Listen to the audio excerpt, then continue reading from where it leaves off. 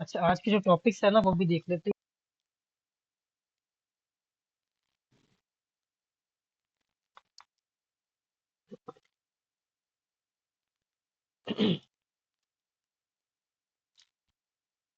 Screen share नहीं किया मैंने अभी तक।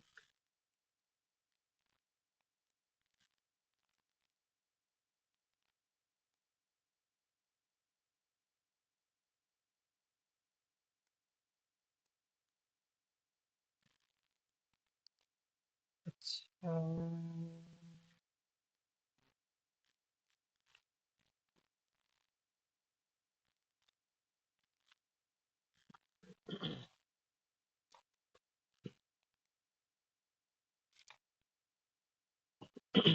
अच्छा ये नजर आ रहा है आपको? अच्छा, आपने हमने जो लास्ट टाइम पढ़ा था वो आपको याद है वो चीजें? क्लास के बारे में देखा था, क्लास क्या होती है, उसकी एग्जांपल्स देखी थी काफी सारी। ऑब्जेक्ट और क्लास में फर्क क्या है। और फिर डेटा में देखे थे, मेंबर फंक्शन। यहाँ तक हमने देखा था ना। हाँ। तो एक क्लास क्या होती है, बेसिकली एक स्ट्रक्चर होता है। एक स्ट्रक्चर प्रोवाइड कर रहा होता है। जो भी क्लास का नेम होता है उसके अंदर दो चीजें आ जाती हैं, डेटा मेंबर और मेंबर फंक्शन। हाँ।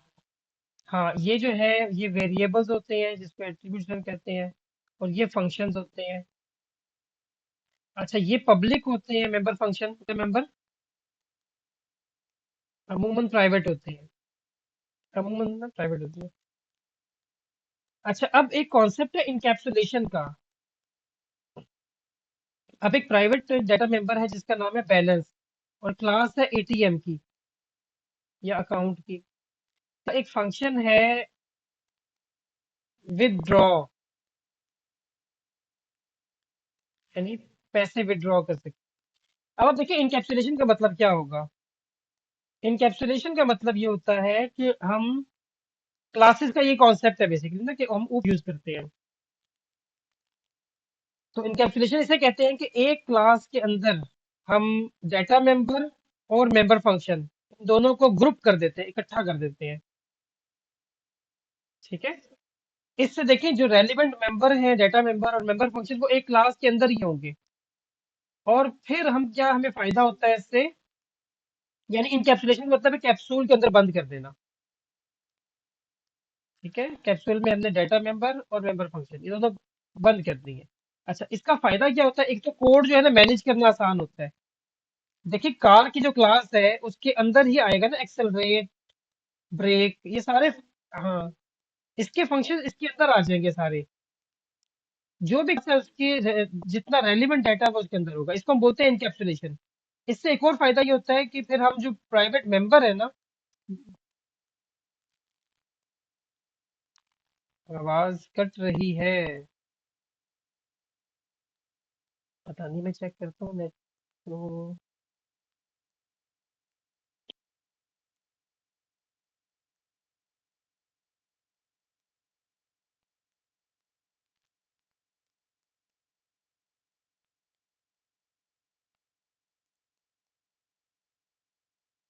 हेलो। जी, अब आवाज ठीक है। हम्म।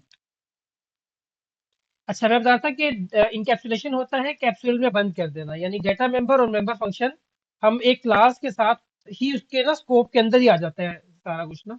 उसी क्लास के ब्लॉक के अंदर दोनों चीजें आ जाती हैं। और इसका एक फायदा तो यह है कि कोड को मैनेज करना आसान होता है। कोड देखिए बिखरा हुआ हो, हर तरह के फंक्शंस लिखे हुए हैं कोड के अंदर, तो उसको समझना मुश्किल होगा, मैनेज करना मुश्किल होगा। दूसरा फायदा ये होता है कि हम प्राइवेट मेंबर्स को पब्लिक डाटा मेंबर्स के through, sorry public member function को एक्सेस करते हैं बाद में। इसका मतलब क्या होता है, मैंने एटीएम से बैलेंस पैसे निकलवाने हैं तो बैलेंस का वेरिएबल अपडेट होगा ना।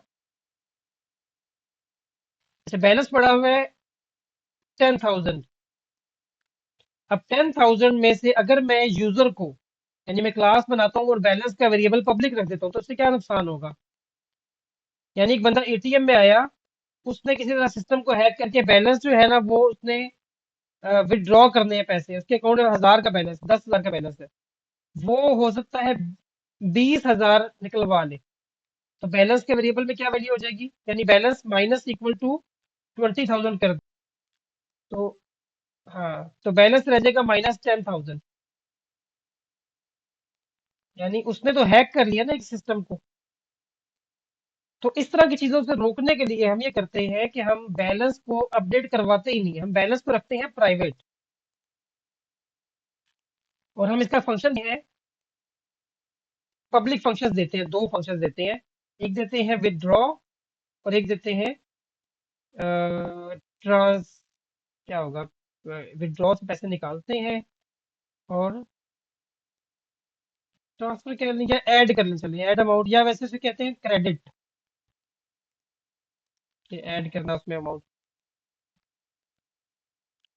तो अब विदड्रॉ में हम क्या करते हैं कोड में, हम ये देखते हैं कि अगर जो अमाउंट यूजर ने दी है, यूजर अमाउंट, वो कम है या बराबर है बैलेंस के, सिर्फ तब जो है बैलेंस में से माइनस करो, वरना ना करो। ठीक है, यानी हम एक कंडीशन लगा देते हैं, ये हम देखेंगे बाद में कंडीशन ना। हम एक कंडीशन लगाते हैं कि यूजर इससे ज्यादा बैलेंस पैसे ना निकाल सके, जितने उसके पास है उससे ज्यादा ना निकाल सके। तो फायदा हुआ ना इनकैप्सुलेशन का, और प्राइवेट मेंबर को पब्लिक के थ्रू एक्सेस करने का फायदा हुआ कि हम, अच्छा, जो पब्लिक मेंबर है ना, ये अपने प्राइवेट डाटा को एक्सेस कर सकते हैं, ये प्राइवेट डाटा मेंबर्स को एक्सेस कर सकते हैं। इसीलिए तो इंकैप्सुलेशन हम करते हैं कि जो एक ब्लॉक के अंदर है ना, उसके जितने भी फंक्शंस है, वो अपने डाटा मेंबर्स को एक्सेस कर सकते हैं इजीली। तो इंकैप्सुलेशन की समझ आई आपको। सेकंड हमारे पास कॉन्सेप्ट है ऊप का, ये बड़ा इंपॉर्टेंट कॉन्सेप्ट है, क्योंकि उसमें पूछे जाते हैं। वो है एब्स्ट्रैक्शन। एब्स्ट्रैक्शन किसे कहते हैं, एब्स्ट्रैक्ट के नाम से कुछ पता चलता है, एब्स्ट्रैक्ट क्या होता है। आप एब्स्ट्रैक्ट को ना विर्चुअल टाइप समझ लें, जैसा कोई चीज विर्चुअल होती है ना, उसको आप समझ लें कि एब्स्ट्रैक्ट हम बाजू का कह रहे होते हैं, एब्स्ट्रैक्ट आर्ट होता है। एब्स्ट्रैक्ट आर्ट देखा है आपने। अब देखते हैं एब्स्ट्रैक्ट आर्ट क्या होता है, जो रैंडम सा ही होता है वैसे। एब्स्ट्रैक्ट आर्ट ये इस तरह का होता है, एब्स्ट्रैक्ट आर्ट। ये भी ओपन हो जाएगा कुछ, यानी जैसा ये है ना, अब ये एब्स्ट्रैक्ट है, इसको पता नहीं एब्स्ट्रैक्ट क्यों कहते हैं। एब्स्ट्रैक्ट का मतलब वो कह रहा है कि, सॉरी, एब्स्ट्रैक्ट का जस्ट हम मीनिंग सर्च करते हैं। एब्स्ट्रैक्ट होता है ऊपर के लेवल से किसी चीज को देखना, एग्जिस्टिंग इन थॉट और as an idea but not having physical concrete. अच्छा, जो चीज फिजिकली एग्जिस्ट ना करती हो, जैसे ख्याल हो, उसको आप कह लें वो एब्स्ट्रैक्ट आइडिया, जस्ट एब्स्ट्रैक्ट चीज है। अच्छा, एब्स्ट्रैक्ट का मतलब है कि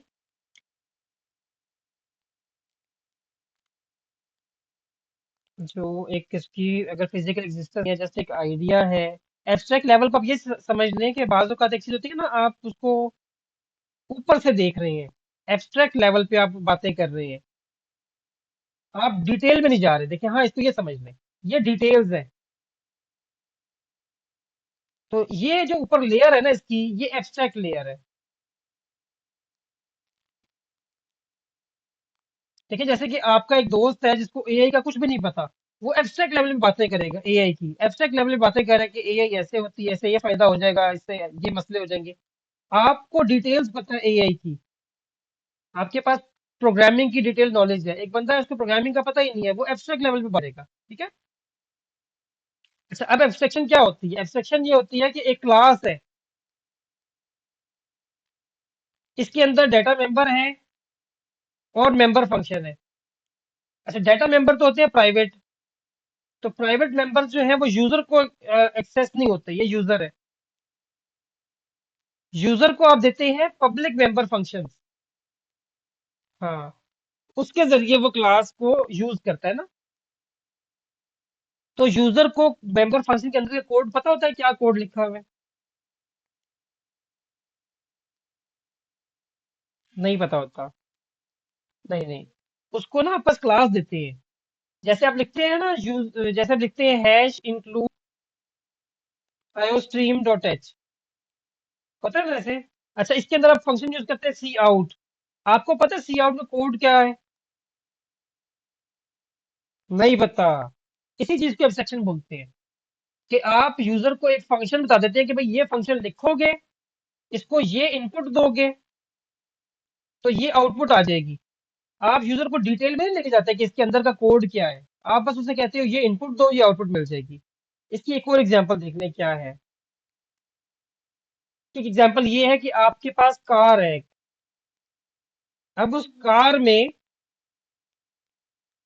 आपको पता है कि आपने एक्सेलरेट करना है, आपने ब्रेक अप्लाई करनी है, आपने जो है वो ट्रांस आपने जो है गियर वो चेंज करना है। अच्छा, आपको पता है कि इनके बिहाइंड द सीन क्या होता है, इंजन में क्या फर्क पड़ रहा होता है, गियर चेंज करने से कौन कौन से जो गियर्स है उस पे लगे हुए हैं, उसमें मूवमेंट आती है। मैकेनिकल गियर्स की बात कर रहा हूँ। ब्रेक अप्लाई करने से क्या होता है, इंजन के अंदर क्या होता है, हमें नहीं पता।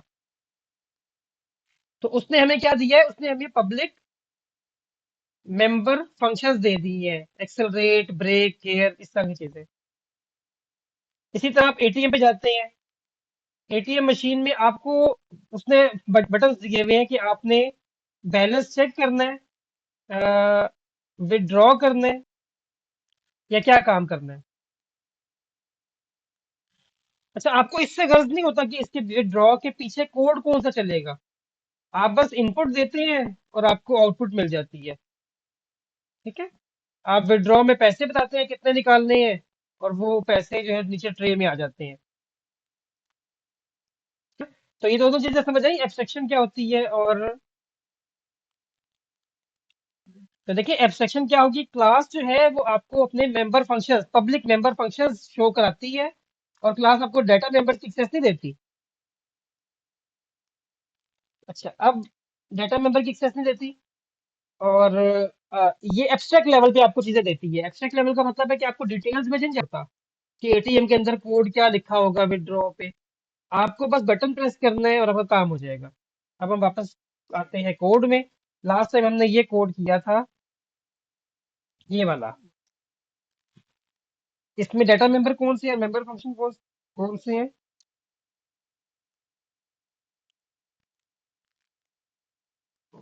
हाँ, और मेंबर फंक्शन है सेट स्टूडेंट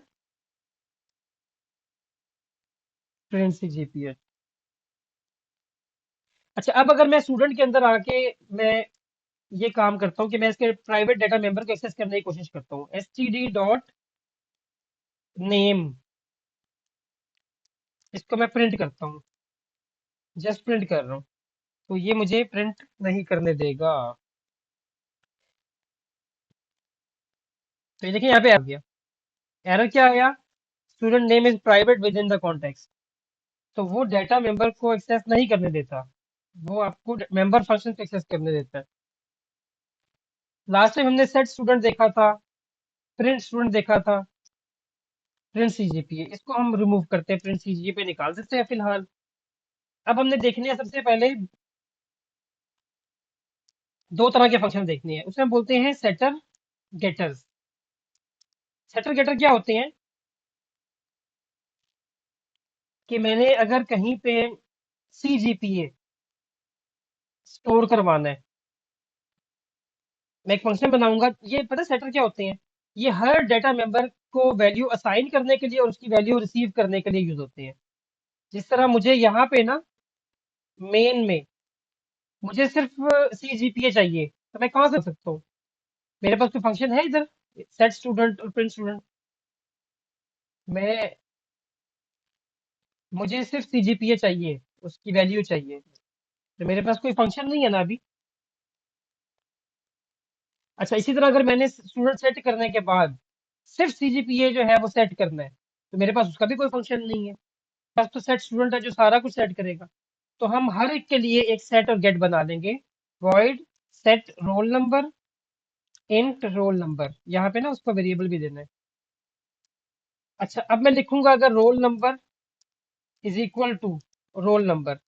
अब मुझे बताइए ये रोल नंबर इसको अज्यूम करेगा या इसको अज्यूम करेगा। देखिए पैरामीटर में भी है और मेंबर डेटा मेंबर भी है। यहाँ पे ये कंफ्यूज हो जाएगा, या तो इसका नाम आप लिख दें आर नंबर, तो अब कंफ्यूजन नहीं है। ठीक है। लेकिन अगर आपने सेम नाम रखा है, जो कि हम बाजू का रख रहे होते हैं, अच्छी प्रैक्टिस होती है, तो आपको पहले वाले के साथ दिस डॉट लगाना पड़ेगा। दिस का मतलब होता है ये करंट ऑब्जेक्ट जिसकी हम बात कर रहे हैं। जैसे यहाँ के मैंने स्टूडेंट ऑब्जेक्ट बनाया ना, एसटीडी। अब एसटीडी जो स्टूडेंट का ऑब्जेक्ट बना है ना, वो क्लास के अंदर दिस के एक ऑब्जेक्ट में स्टोर हो जाता है। मैंने बनाया स्टूडेंट एसटीडी, एक ब्लॉक बन गया ना जिसका नाम एसटीडी है। क्लास के अंदर जो है, इसी को मैं जब दिस लिखूंगा तो मैं इसी ऑब्जेक्ट को एक्सेस कर लूंगा। तो दिस डॉट रोल नंबर का मतलब है कि ये मेंबर फंक्शन डेटा मेंबर की बात हो रही है, और रोल नंबर का मतलब है कि ये इस क्लास के आर्गुमेंट की बात हो रही है। अच्छा, अब हम करेंगे इंट। देखिए इसमें तो वैल्यू सेट हो रही थी ना, तो यहाँ पे पैरामीटर दिया था। अगला फंक्शन है get roll number. Get roll number के अंदर आर्गुमेंट कोई नहीं होगा, रिटर्न टाइप इंटीजर होगी। ये सिंपल रोल नंबर को रिटर्न कर देगा। इसे बोलते हैं सेटर एंड गेटर। अब ये एक फंक्शन था ना, हम इसी तरह बाकी बना सकते हैं, सेट नेम, गेट नेम। अच्छा, गेट का क्यों हम यूज करते हैं, ताकि अगर मुझे कहीं पे भी सिर्फ रोल नंबर गेट करना है, मेन के अंदर या किसी और जगह पे, गेट रोल नंबर क्या करेगा, जो भी वैल्यू है ना रोल नंबर की, वो रिटर्न कर देगा। यानी यहाँ पे आके अब मैं लिख सकता हूँ std.get रोल नंबर। तो मुझे सिर्फ रोल नंबर अगर चाहिए तो मुझे वो मिल जाएगा। अच्छा, अब हम क्या करते हैं, नेम को रिटर्न करवा देते हैं। इसी तरह ही हम बनाएंगे बाकियों के लिए भी ना। String name, name and this dot name. देखें, रोल नंबर की जगह बस नेम हो गया। तो नेम के सेटर गेटर बन गए, सेट और गेट फंक्शंस। अब हम बनाएंगे सेट गेट के बाद सी जीपीए। सी जीपीए में हम आ जाएंगे, इधर भी हम सी जीपीए, सी जीपीए। बस ये कॉपी पेस्ट ही करना है और आपका ये वाला फंक्शन बन जाएगा। सी जीपीए इंटीजर में रखा है या फ्लोट में रखा है, फ्लोट में। तो फ्लोट में है तो ये फ्लोट में हो गया। तो रोल नंबर, नेम, सी जीपीए, तीनों के साथ फंक्शन बन गई। आसान था, मुश्किल था ये। अच्छा, इसका फायदा क्या होता है सेट फंक्शन बनाने का। अब देखिए यही मैं काम इसमें क्या करूंगा, कि अगर यूजर ने सी जीपीए जो दिया है वो लेस है 0 से, या वो सी जीपीए ग्रेटर है 4 से, तो फिर से मैं कहूंगा कि दिस डॉट सी जीपीए जो है वो 0 सेट कर दो, मतलब गलत वैल्यू ने सेट करने दो यूजर को। इसको हम बोलते हैं वैलिडेशन। वैलिडेशन का मतलब है एक कंडीशन लगाना या चेक लगाना। हाँ,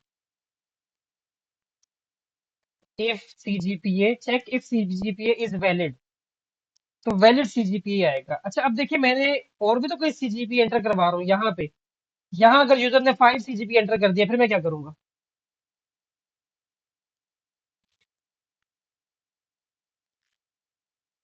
नहीं नहीं नहीं, वो तो देखिए सेट सीजीपीए का फंक्शन कॉल करेंगे तब ये कंडीशन चलेगी। अगर मैं सेट स्टूडेंट इधर नीचे मैंने ये काम किया है ना, तो हमें करना पता क्या चाहिए यहाँ पे, हमें एक टेम्परेरी वेरिएबल मिलना चाहिए टेम्प सीजीपीए, और इसमें मैं सीजीपीए पहले स्टोर करूँ टेम्प सीजीपीए में। ठीक है। उसके बाद मैं क्या करूंगा, उसके बाद मैं लिखूंगा set CGPA. Set CGPA set function है ना सीजीपीए को सेट करने के लिए, और उसके अंदर मैं टेम्प सीजीपीए पास कर दूंगा। इससे क्या होगा, यूजर से वो इनपुट लेगा सीजीपीए, टेम्परेरी वेरिएबल में स्टोर करेगा। अगर यूजर ने 5 एंटर कर दिया तो ये इस सीजीपीए में जाएगा, और ये एक्चुअल जो सीजीपीए है ना उसको 0 सेट कर देगा, अगर वैलिड वैल्यू ना हुई तो। अगर वैल्यू हुई कोई वैलिड 3.45, तो फिर ये सीजीपीए में स्टोर कर देगा। तो इससे आपको समझ आया कि सेट फंक्शन का ये भी फायदा होता है कि आप वैलिडेशन लगा सकते हैं। आप एक ही जगह रखते हैं जहां से सीजीपीए सेट होगा, सेट फंक्शन, और वहीं से आप इस तरह से वैल्यू देते हैं। अच्छा, ये हो गया एक। इसी तरह नेम जो है, इसको भी हम ये काम कर सकते हैं इस पे भी। अच्छा, यहाँ पे फ्लोट रखना था। Int TM temp roll number, temp name और टेम्प सीजीपी, इसको फ्लोट रखेंगे, इसको स्ट्रिंग रखेंगे। अच्छा, नेम जो है इसको अब हम सिंपल टेम्प लगा देंगे साथ। रोल नंबर में भी टेम्प रोल नंबर। अच्छा, और अब यहाँ पे हम क्या करेंगे, सेट नेम का फंक्शन कॉल कर देंगे। यहाँ पे सेट रोल नंबर। ये मतलब बेहतर अप्रोच है जो हम देख रहे हैं ना अभी। लाजमी नहीं कि आप ऐसे ही करना चाहिए, ये बेहतर अप्रोच है। अब ये हो गया ना, अब नेम जो है, एक बंदे ने नेम एम्प्टी दे दिया। उसने नेम दिया एम्प्टी, बिल्कुल दे दिया name. Name is equal to, उसने ये नाम दे दिया जी एम्प्टी। अब मैं चाहता हूँ कि जब एम्प्टी नाम हो तो वहां पे लिखा हुआ है कि नाम जो है ना वो कुछ और लिखा हुआ है, जैसे कि ये लिखा है NA या नील, कोई ऐसी चीज लिखी आए, तो हम यहाँ भी वैलिडेशन लगा सकते हैं। इसी तरह रोल नंबर है। हमें पता है कि क्लास में 100 से ज्यादा बच्चे नहीं होते, या 50 से ज्यादा नहीं होते वैसे, या 60 से ज्यादा नहीं होते। तो हम इस पे भी कुछ कंडीशन लगा सकते हैं कि रोल नंबर इस रेंज के बीच में हो, या नेगेटिव ना हो रोल नंबर। अब देखें ना, ये कंडीशन कितनी जरूरी है। हम कंडीशन अगर ये लगा दें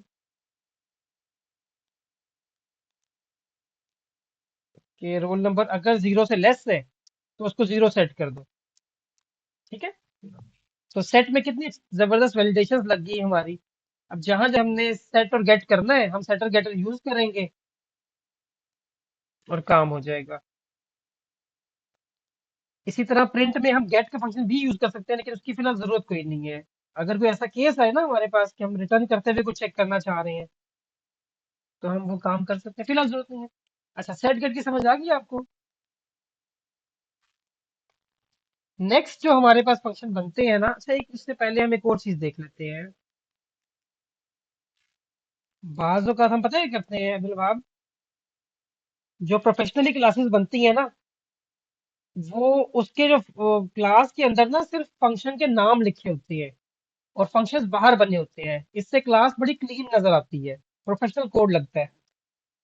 अगर मैं ये प्रिंट का फंक्शन उठा के बाहर ले आऊं यहाँ पे, अब क्या होगा, तो एरर आ जाएगा, प्रिंट का फंक्शन चलेगा ही नहीं, क्योंकि हमने क्लास से बाहर लिख दिया ना फंक्शन को।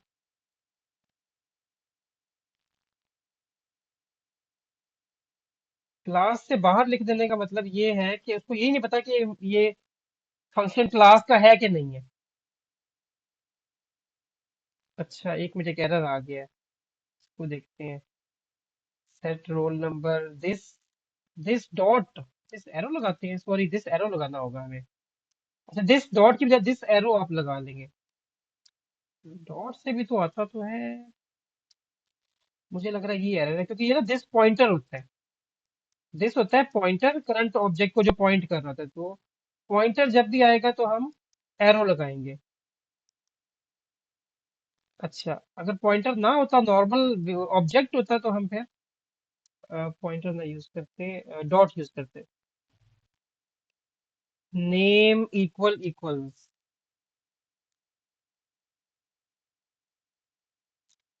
रोल नंबर सी आउट किया है। रोल नंबर में अच्छा देखो, एरर आ गया ना प्रिंट स्टूडेंट पे। तो अगर हम बताना चाहते हैं इसको कि ये फंक्शन कौन सी क्लास का है, तो हमें दो काम करने हैं। सबसे पहले तो इसको उठा के ना, ये जो लाइन है वॉइड प्रिंट, इसको हम क्लास के अंदर लिख देंगे। यानी हमने फंक्शन डिक्लेयर कर रहे हैं, यहाँ पे फंक्शंस डिक्लेयर कर रहे हैं। डिक्लेरेशंस भी आप कह सकते हैं, फंक्शन डिक्लेरेशन। अच्छा, अब ये जो फंक्शन है ना, इससे पहले हम क्लास का नाम लिखेंगे, स्टूडेंट, और दो दफा कॉलन डालेंगे। इसे कहते हैं scope resolution operator. Scope resolution operator का मतलब क्या होगा कि इससे पहले जो चीज लिखी हुई है ना, इसके स्कोप के अंदर प्रिंट स्टूडेंट फंक्शन आएगा। यानी प्रिंट स्टूडेंट फंक्शन स्टूडेंट की क्लास के अंदर ही है, वो ये बता रहा है। हाँ, स्कोप स्कोप ये होता है ना, जो क्लास की ब्रैकेट्स होती है कि जिसके अंदर पूरी क्लास का जो कोड है, ये बता रहा है कि जो प्रिंट स्टूडेंट फंक्शन है क्लास का ही हिस्सा है, क्लास का ही फंक्शन है। अब देखिए यहाँ मैंने क्या लिखा, डिक्लेरेशन, और इसको हम बोलते हैं फंक्शन डेफिनेशन। डेफिनेशन क्लास से बाहर की है और डिक्लेरेशन क्लास के अंदर की है। अब चला के देखते हैं।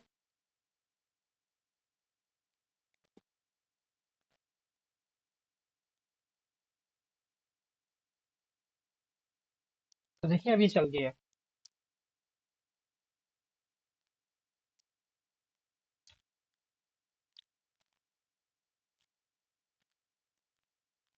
देखिए या तो क्लास के अंदर ही लिख दें पूरा फंक्शन, डिफाइन कर दें क्लास के अंदर ही, या फिर डिक्लेयर क्लास के अंदर करें, डिफाइन क्लास के बाहर करें।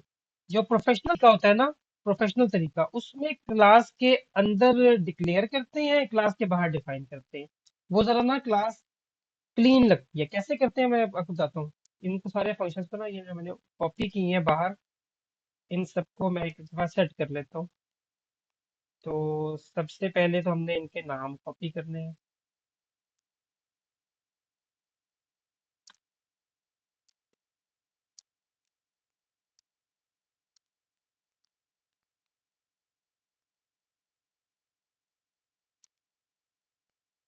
जस्ट ये चीजें लिखनी है। string get name,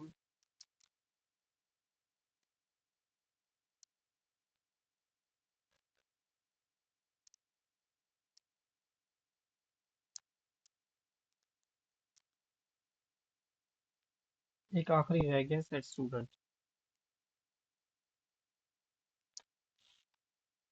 और बेहतर होता है कि आप इसके साथ ना ये इस तरह से करके लिखें कि to print information of student. इसमें ना आप कमेंट डालेंगे तो ये बड़ा अच्छा प्रोफेशनल कोड होता है। To set values of student object based on user input. ये कुछ भी ऐसा आप लिख दें, इससे एक अच्छा कोड हो जाता है। अच्छा अब देखिए क्लास का कोड कितना छोटा रह गया, क्लास के अंदर जो कोड लिखा हुआ है। इसको देख के मुझे आप बताएं कि आपको ये समझ आ जाती है कि क्लास क्या क्या काम परफॉर्म करेगा। ये यहाँ से यहाँ तक क्लास का कोड है अब्दुल वहाब। इसको देख के पता चल रहा है ना कि क्लास, नहीं आपको देखिए क्लास को देख के हमें ये पता चल जाता है ना कि इस क्लास में क्या क्या फंक्शनैलिटी परफॉर्म होगी। ये इसके डाटा मेंबर है, ये इसकी मेंबर फंक्शन है, इसमें हम स्टूडेंट की क्लास है, हम स्टूडेंट का डाटा स्टोर कर सकते हैं, प्रिंट कर सकते हैं। अभी तक हमने इतना काम किया है। तो ये देखिए कि ये प्रोफेशनली ना क्लास ऐसे बनाई जाती है, प्रोफेशनली। अभी जो आप स्टूडेंट लाइफ में आप इसके अंदर फंक्शन डिफाइन कर सकते हैं। प्रोफेशनली क्लास इस तरह से डिफाइन करते हैं, डिक्लेयर करते हैं उसके अंदर फंक्शंस को। और यहाँ पे ना स्टूडेंट और इस तरह इसके फंक्शंस बाहर सारे डिफाइन होते हैं क्लास से। अब इसको चला के हम देखेंगे इसके बाद।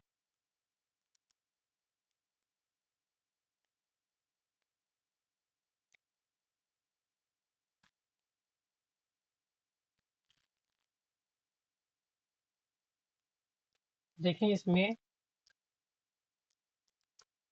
इसने देखिए फंक्शंस कॉल कर लिए सारे ना। इसमें इसमें देखिए हमने सेट के फंक्शन भी कॉल हुआ, उसके अंदर सारे सेटर्स कॉल हो गए, फिर प्रिंट भी कॉल हो गया, तो हमारे 5 फंक्शंस इसमें टेस्ट हो गए। अब आप मुझे एक बात बताइए, अगर मैं स्टूडेंट को सेट नहीं करता, ऐसे ही प्रिंट कर देता हूँ, तब क्या होगा।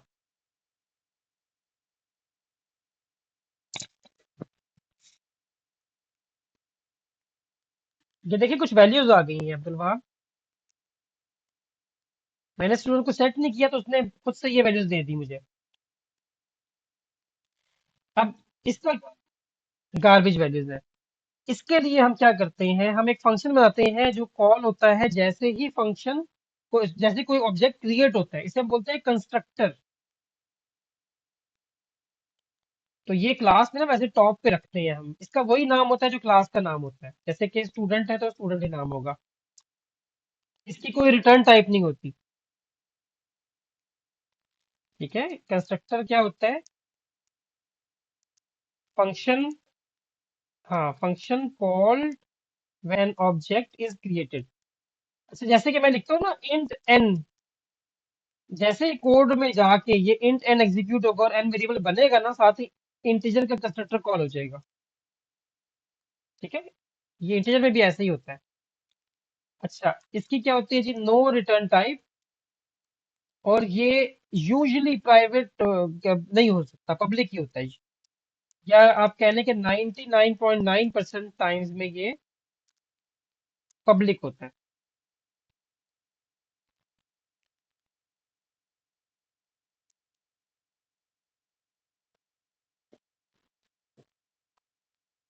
या इसको फिलहाल तो आप कह सकते हैं इट्स ऑलवेज पब्लिक। वो तो एक आध एग्जाम्पल होगी, वो आगे आप किसी हायर लेवल पे पढ़ सकते हैं कि जहाँ पे इसको प्राइवेट बनाने के बना लेते हैं कभी किसी खास पर्पज के लिए। अच्छा, ये पब्लिक होता है। इसके अंदर हम क्या करते हैं, जैसे ही ऑब्जेक्ट बना तो ये कॉल होगा, तो हम क्या करेंगे, इसके अंदर हम roll number by default assign कर देंगे, फिर हम नेम असाइन कर देंगे,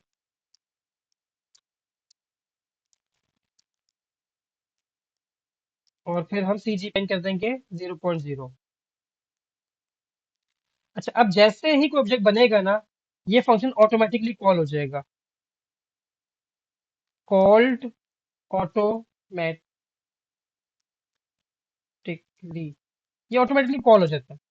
अब जब मैं ऑब्जेक्ट बनाऊंगा और मैं जस्ट प्रिंट करूंगा यहाँ पे, तो कंस्ट्रक्टर कॉल हो जाएगा। इसको बोलते हैं डिफॉल्ट कंस्ट्रक्टर। ठीक है, वैल्यू सेट होगी। नेम की जगह हम ये एन ए भी कर सकते थे। हाँ, ये। अच्छा, इसे हम बोलते हैं डिफॉल्ट कंस्ट्रक्टर।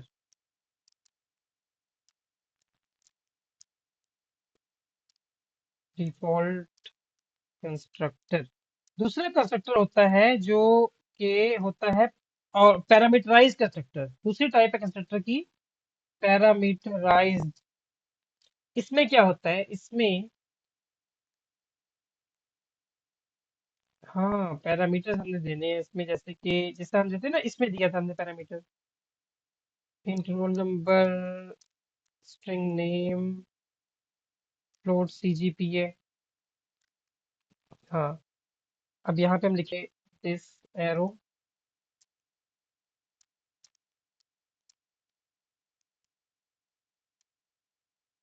सीजीपीए, जो यूजर ने दिया होगा वो इसको मिल जाएंगी वैल्यूज। ठीक है। अच्छा, वैसे हमने एक गलती की शुरू में, हमें एक फंक्शन बनाना चाहिए था सेट स्टूडेंट का जिसमें पैरामीटर्स होते। हमने तो वहां पे कर दिया ना इस तरह से। नॉर्मली हम ये काम करते हैं, हम यहाँ पे एक फंक्शन बनाते हैं इस तरह से।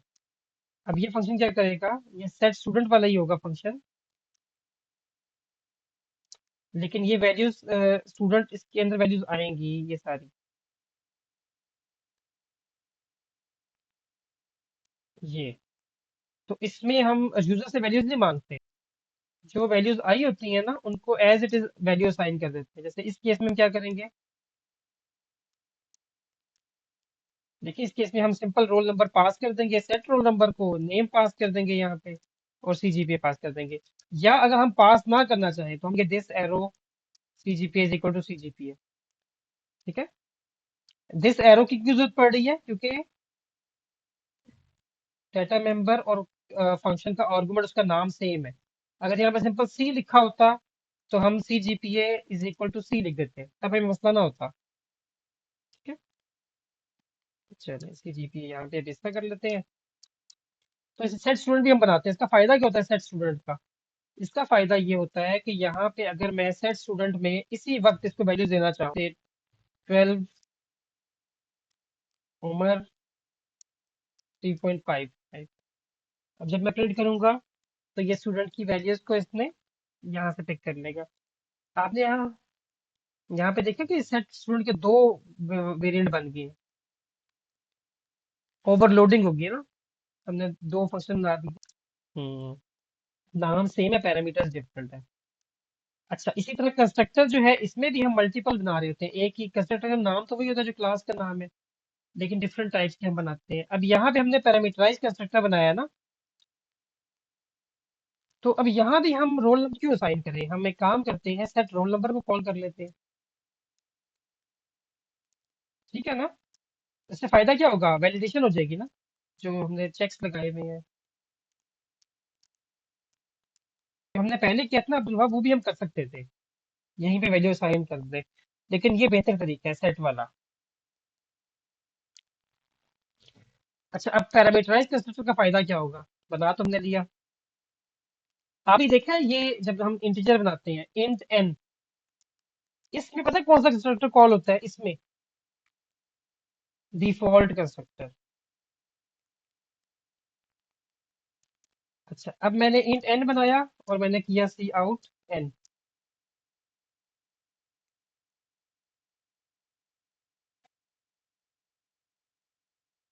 इसमें क्या error आ गया, ओ स्पेलिंग गलत हो गए थे इसमें। अब देखिए इंट एन करने से तो कोई वैल्यू प्रिंट हो जाएगी, जीरो इसने प्रिंट कर दी है। अगर मैं एन और ब्रैकेट में डाल के फोर लिख दूं इसके अंदर, एन के साथ ब्रैकेट में फोर,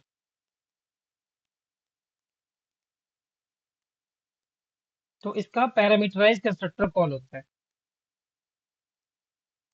जी, हेलो, मैंने ये चीज समझ आई है जो मैंने बताई है अभी।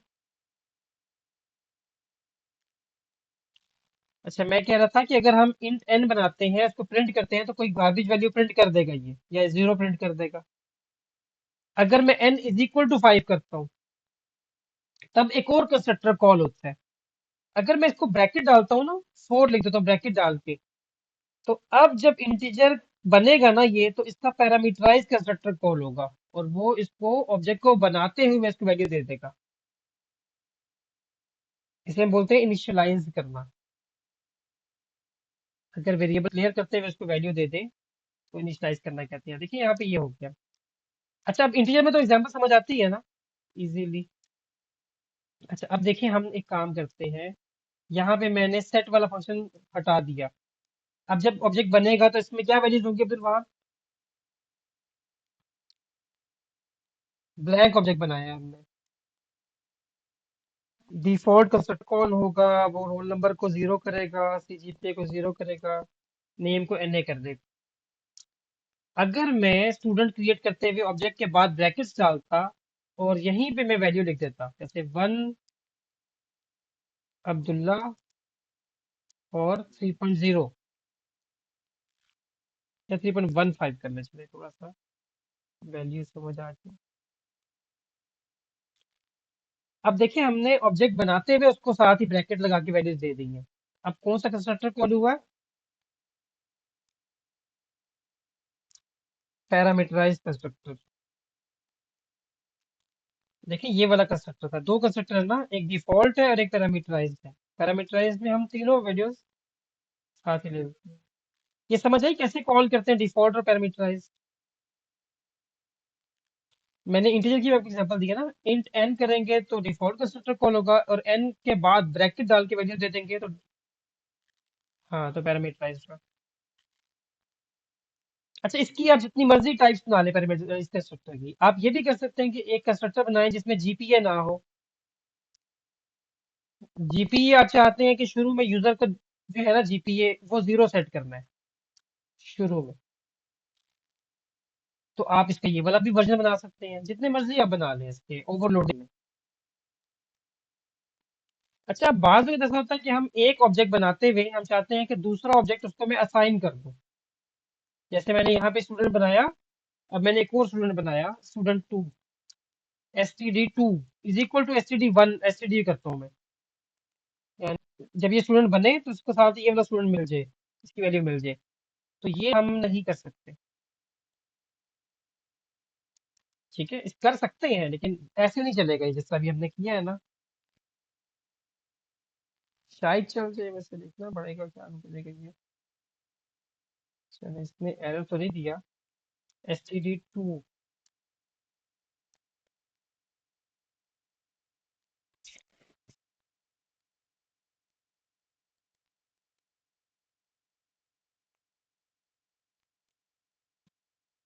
अच्छा, इसने ना इसको वैल्यूज असाइन कर दी है इसकी सारी, लेकिन ये कंपाइलर टू कंपाइलर वेरी कर सकता है। हम इसको ना इसका कोड करेंगे, इसका कोड जो है ना, जो कोड इसका बनता है, इसको हम कहते हैं कि यहाँ पे कॉल होता है कॉपी कंस्ट्रक्टर। कॉपी कंस्ट्रक्टर करता है, एक ऑब्जेक्ट बनाते हुए दूसरा ऑब्जेक्ट उसको असाइन कर देना। तो वो ऐसे ही होता है, बस उसके अंदर यहाँ पे हम क्या आर्गुमेंट पास करेंगे, उसके अंदर पूरा ऑब्जेक्ट पास कर देंगे हम स्टूडेंट का। ये चीज समझ आई? अच्छा, ये देखिए स्टूडेंट जिस तरह हम वेरिएबल बनाते हैं, क्लास के ऑब्जेक्ट भी हम वैसे ही बनाते हैं। तो अब यहाँ पे हम स्टूडेंट का ऑब्जेक्ट है ना, ऑब्जेक्ट के साथ हम जब डॉट लगाते हैं ना, तो उसकी हमें डाटा मेंबर, मेंबर फंक्शन, ये सब हमारे सामने आ जाते हैं। S dot, S dot. अच्छा, ये पता है क्यों इसकी हम प्राइवेट मेंबर एक्सेस कर पा रहे हैं? क्योंकि हम इस क्लास के स्कोप के अंदर है। अच्छा, अब देखिए इस तरह से जब हम करेंगे, कॉपी कंस्ट्रक्टर कॉल होगा, और हमें जो वैल्यूज पहले यूजर के स्टूडेंट की हमने एंटर की थी वही दूसरे को भी मिल जाएंगी। अच्छा, इसमें इसने एरर दिया है, इसने कहा है कि इसको ना अब कांस्टेंट बना लें और इसको रेफरेंस बना लें।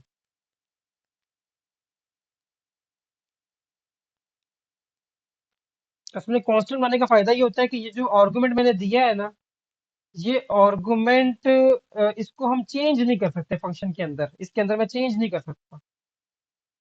मैंने मेन से एक स्टूडेंट भेजा है, अब यहाँ पे आके उसकी वैल्यू चेंज हो जाए तो फिर सॉफ्टवेयर रिलायबल नहीं होगा ना। तो इसको हम कांस्टेंट बनाते हैं, और इसका जो मतलब होता है ना, ये जो एम्परसेंड साइन, इसका मतलब क्या होता है?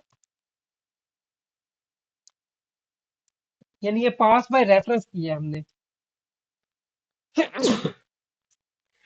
अल्हम्दुलिल्लाह। एम्परसेंड से पता है क्या होता है?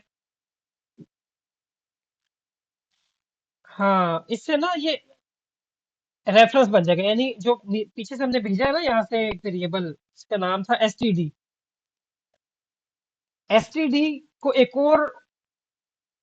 और नाम मिल जाएगा एस।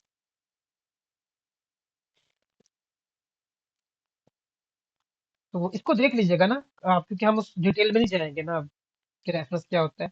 लेकिन आपने रिवाइज कर लेना है अपना, ये रेफरेंस क्या होता है बेसिकली इसमें। तो अगर मैं रेफरेंस नाम लाता तो पता है क्या होता? एक पूरा स्टूडेंट को ऑब्जेक्ट क्रिएट होता है यहाँ पे, उसकी वैल्यू यहाँ कॉपी हो जाती। रेफरेंस बनाने का फायदा क्या है? हमें इसको सिर्फ यूज करना है ना, इसकी वैल्यू यूज करेंगे और छोड़ देंगे बस। रेफरेंस बनाने से नया ऑब्जेक्ट नहीं बनता, ये स्टूडेंट का नया ऑब्जेक्ट नहीं बना, ये पुराना वाला स्टूडेंट है जो हमने भेजा है मेन से। तो कंस्ट्रक्टर ये थे बेसिकली, क्योंकि समझ आई आपको? मुश्किल था आसान था? अच्छा, कंस्ट्रक्टर के साथ एक और कॉन्सेप्ट है जुड़ा हुआ, वो होता है डिस्ट्रक्टर। उसको हम क्लास के आमतौर पे एंड पे बनाते हैं यहाँ पे ना, आमतौर पे उसके साथ हम टिल्डे साइन लगाते हैं, ऐसे कहते हैं टिल्डे साइन। और यहाँ पे हम लिखेंगे स्टूडेंट। ये कब कॉल होता है? Called when student object is destroyed. हम यहाँ पे ना लगा के देख सकते हैं, ऑब्जेक्ट डिस्ट्रॉयड।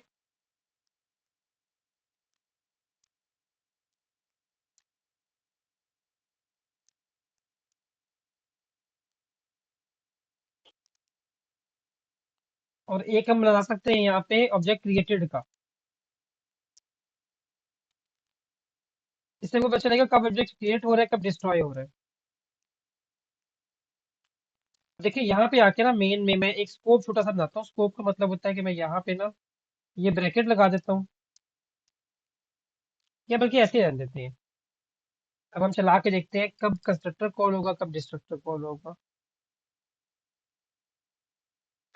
तो ये देखें, पहले एक ऑब्जेक्ट क्रिएट हुआ, फिर एक और ऑब्जेक्ट क्रिएट हुआ, फिर एक ऑब्जेक्ट की वैल्यूज प्रिंट हुई, फिर दूसरे की प्रिंट हुई, फिर पहला ऑब्जेक्ट डिस्ट्रॉय हुआ। पता है कहाँ पे जाके? जब मेन फंक्शन खत्म हो रहा होता है, तब ये दोनों ऑब्जेक्ट डिस्ट्रॉय हो गए। तो अब हम इसको कमेंट कर देते हैं ताकि ये नजर ना आए बार बार। तो डिस्ट्रक्टर में हम आमतौर पे क्या काम करते हैं? अगर हमने कहीं डायनेमिकली मेमोरी एलोकेट करवाई हुई है, मेमोरी को हम फ्री ना करें ना, तो वह मेमोरी रैम में पड़ी रहती है। जिस तरह आपने यूजर से ना रन टाइम पे पूछा कि मुझे बताओ कि मैं कितने स्टूडेंट्स की एरे क्रिएट करूं, यूजर ने कहा 1000 की एरे क्रिएट कर दो, आपने क्रिएट कर दी रन टाइम पे।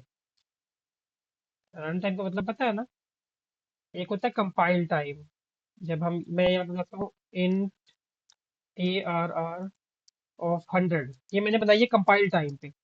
अगर मुझे, हाँ, इस टाइम ना पता हो कि ये क्या वैल्यू होगी, मैंने पहले वैल्यू यूजर से मांगनी है, सी इन करवानी है, एरे साइज, जो एरे साइज वो देगा उतने की एरे बनानी है।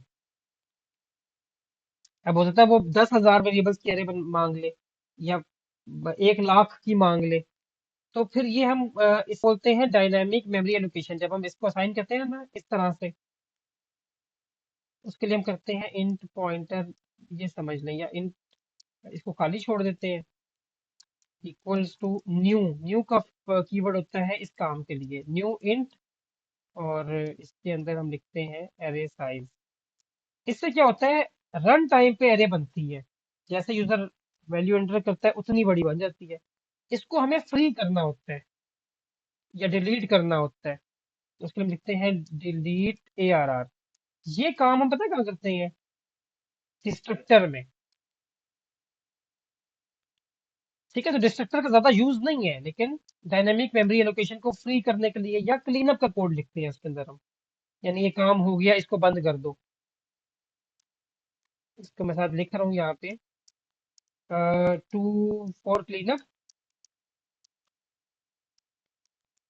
और फ्री, और to free delete dynamic memory, memory जो भी है, बस ठीक है, डायनेमिक मेमोरी कर ले, एलोकेशंस ये कर ले। अच्छा, तो आपने कंस्ट्रक्टर देख लिया, डिस्ट्रक्टर देख लिया।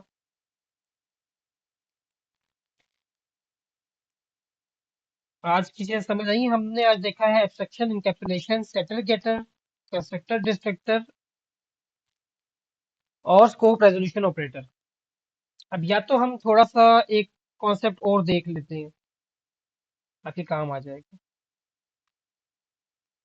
हम ना इसे जब वेरिएबल्स बनाते हैं इस तरह की, तो हम ये भी तो कर सकते हैं कि इसके अंदर एक कांस्टेंट मेंबर फंक्शन बना दे, डाटा मेंबर बना दे, const string uni name, university. इसके अब इसको क्या वैल्यू देनी है हमने यूनिवर्सिटी को?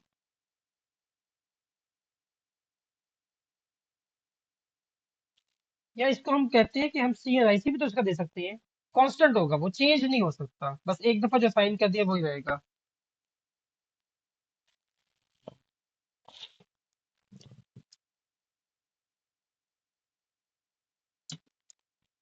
अच्छा, आप देखिए, मैंने ये बनाया, नीचे मैंने पैरामीटराइज कंस्ट्रक्टर कॉल किया है ना, पैरामीटराइज कॉल किया है। अब मैं एक काम करता हूँ, मैं यहाँ पे आके ना, एक तो मैं ये चीजें रिमूव कर दूँ अगर, तो क्लीन अप हो जाएगा ये। पैरामीटराइज ये था, इसके अंदर आके ना मैंने CNIC है ना, इसको असाइन करना है। पहले मैं यहाँ पे साइन करता हूँ, CNIC इज इक्वल टू, ये ब्लैंक है। अच्छा, अब मैं यहाँ पे आता हूँ, यहाँ आके भी ना मैं ये सारा कुछ रिमूव करते हैं। बस एक ही फंक्शन है उसमें ये कॉल हुआ है, बल्कि इसको भी निकाल देते हैं। इसको मैं रन करता हूँ, मैंने सिर्फ एक कांस्टेंट फंक्शन बनाया है, कंस्ट्रक्टर में उसको वैल्यू दी है। इसने एरर दे दिया यहाँ पे, इसने कहा कि ये आप यहाँ पे ये काम नहीं कर सकते, क्योंकि कांस्टेंट है, कांस्टेंट वेरिएबल को बनते साथ वैल्यू देनी होती है। कांस्टेंट वेरिएबल को ऐसे वैल्यू देते हैं ना हम। तो अब ये काम पता है कैसे होता है? कंस्ट्रक्टर में ना, जब हम इसके अंदर आ जाते हैं तो ऑब्जेक्ट बन चुका होता है, उसके वेरिएबल्स बन चुके होते हैं। लेकिन इसकी, अगर यहाँ पे मैं आ जाऊं, इसके फौरन बाद यहाँ मैं कॉलन लगाऊं और यहाँ मैं लिखूं CNIC और ब्रैकेट डाल के इसके अंदर मैं ये चीज लिख दूं,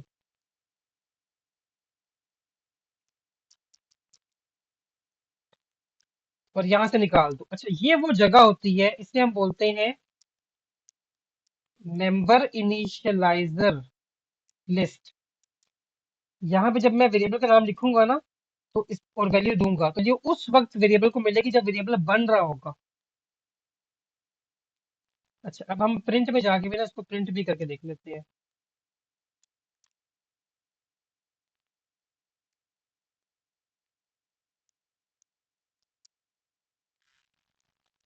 सी एन आई सी रन करते हैं।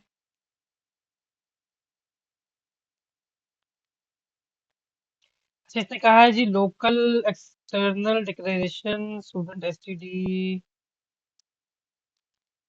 ये क्यों एरर दे दिया इसने?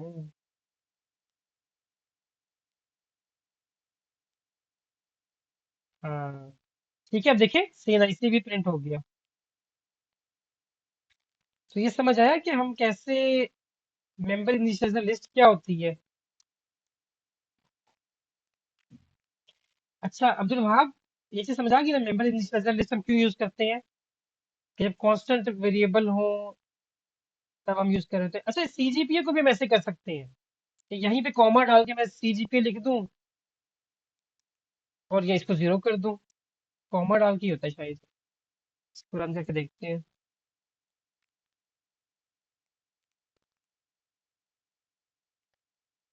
अच्छा, अब मेंबर इनिशियलाइजर लिस्ट का फायदा क्या होता है? यहाँ पे देखिए रोल नंबर नेम था। आप ये समझिए कि रोल नंबर कैसे असाइन होगा। इंट रोल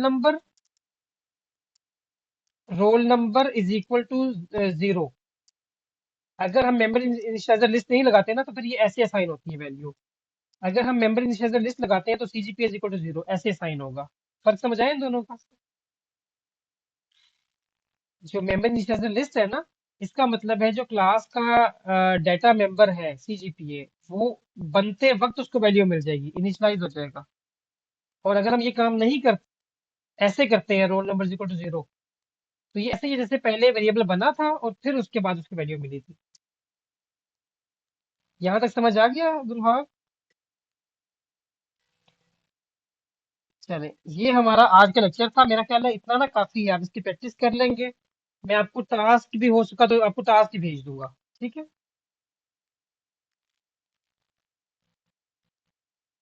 तो समझ आ रही है जो हम पढ़ रही है? ये मुश्किल तो नहीं है ना अब्दुल वहाब? क्योंकि ये ना कॉन्सेप्ट्स हैं जस्ट, तो आपने जो कोडिंग की प्रैक्टिस करनी थी ना, वो तो अपने पिछले सेमेस्टर में सारी लॉजिक बिल्डिंग थी। जो मुश्किल काम था वो पिछले सेमेस्टर में था, इसमें आसान वाला काम होगा आपका। बस आपको ये फिंगर टिप्स में होना चाहिए कि ये चीजें क्या होती हैं। मेंबर इनिशियलाइजर लिस्ट इंटरव्यूज में पूछा जाता है। इनकैप्सुलेशन एब्स्ट्रैक्शन, ये इंटरव्यू का क्वेश्चन है। स्कोप रेजोल्यूशन ऑपरेटर, ये भी पूछते हैं इंटरव्यूज में। तो ये सब्जेक्ट आपका वो आगे तक साथ चलेगा आपके, कल को जॉब इंटरव्यूज में भी ये चीजें पूछी जाएंगी। चलिए,